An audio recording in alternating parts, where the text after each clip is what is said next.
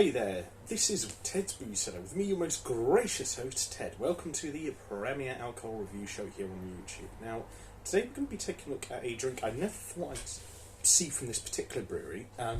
This is our old friends Unbarred, and as you guys will have known in the past, they produce some pretty consistently good stuff on this show, or at least stuff from their brewery that I've reviewed on this show in the past.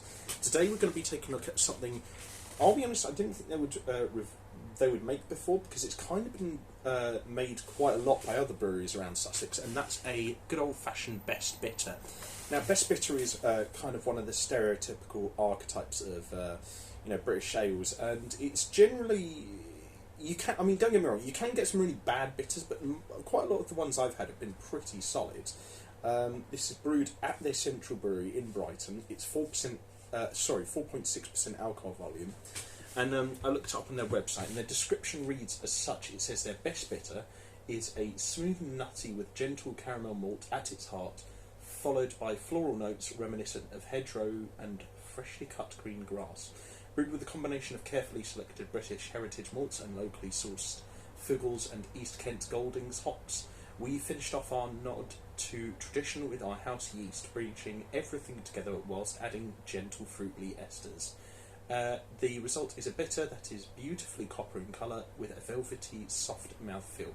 So that's just what I'm looking for, a copper bitter that has a smooth texture that can at least rival Longman Brewery's Best Bitter, or that by Harvey's Brewery as well. The beer I got here was, I think it was around the region of about £3 to £3.50 from Cellar's alcohol shop in Brighton train station.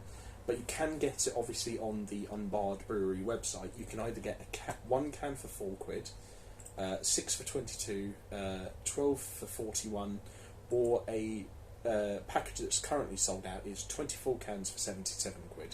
So considering that price, I'm going to expect this to be pretty good quality stuff. But we'll see what we think of it. I will say though, I do really like the design of the can. Simple, but it's colourful. The only problem is the writing is a little bit hard to make out, so I'll give it a 9 out of 10. But generally, it's pretty old-fashioned. It kind of sort of like gives you the impression that you're kind of thinking of when you're thinking of a Best Bitter, and yeah, it looks pretty handsome. But yeah, the writing is a little bit hard to make out in certain places, so I'll give it a 9 out of 10. But anyway, we'll open this up and give it a quick snifter to see what our first impressions are like.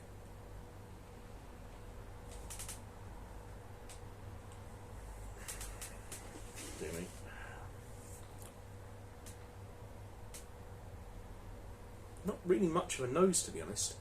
They did fill it up quite a lot and just spilled a lot of it over my moustache. Honestly, it smells more like a lager, actually. It smells more like a gold beer, really. Let's just see if it smells any different if we pour it out into the glass. We are using a Harvey's Brewery glass here, so I apologise to anyone at Unbarred for causing offence. Okay.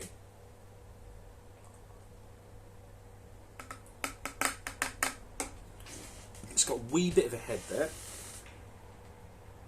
It's actually quite dark and hazy for a bitter, but it's got a good enough hue to it, so good first impressions there. Okay, the nose is a little bit more prominent when you pour it into the glass. It kind of feels like a little bit more like a traditional sort of like kind of floral bitter. It kind of doesn't really leave that much of an impression, but then again, I find like even though the nose is like fairly important in terms of like consuming beer, it's probably not as, I think, proportionally as important in terms of the overall experience of consuming the drink as you would find it in probably wine, I'd say. But still, I don't know, I'm not massively blown away by that nose. It's a nice 6 out of 10, but it's just not really leaving much of an impression. But anyway, we'll have ourselves a quick palate cleanser of water.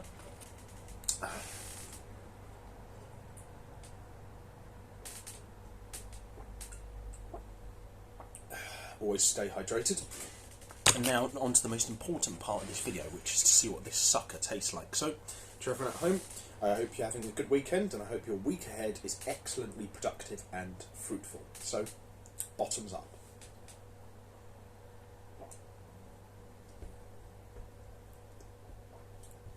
Ooh. Ooh.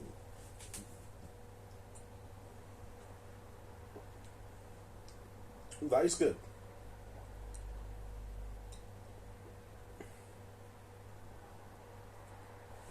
Okay, I'll say this.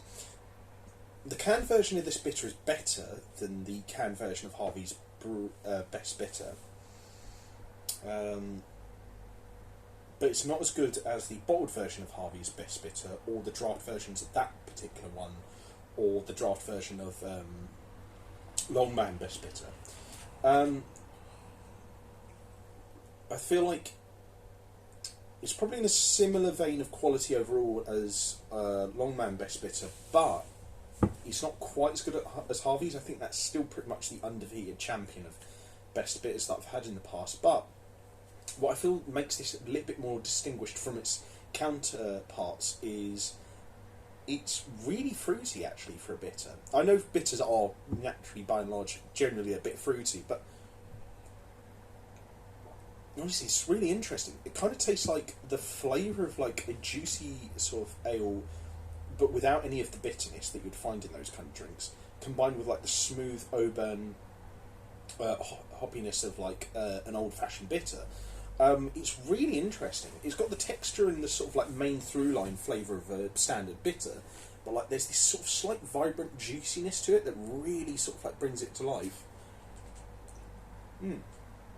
Yeah, I think I still prefer Harvey's Best Bitter overall because it just quintessentially meets the expectations of what I have of like a Best Bitter. But this is really good in its own right, and it definitely provides a different enough experience where I could still recommend it thoroughly, even though it's probably not quite to the level of some bitters I've had in the past. But yeah, generally I'm still really impressed.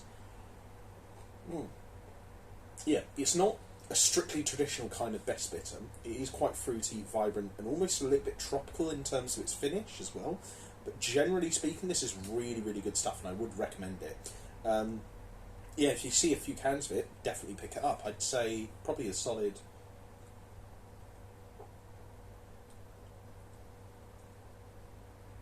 I'd say a solid like 9 out of 10.